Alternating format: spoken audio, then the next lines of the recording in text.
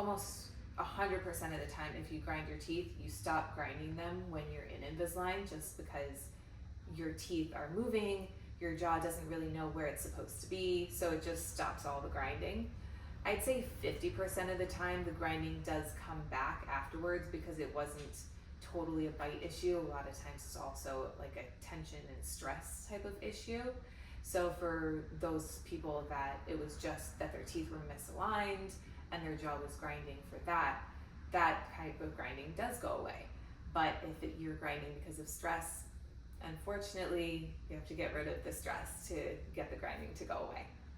Or do Botox.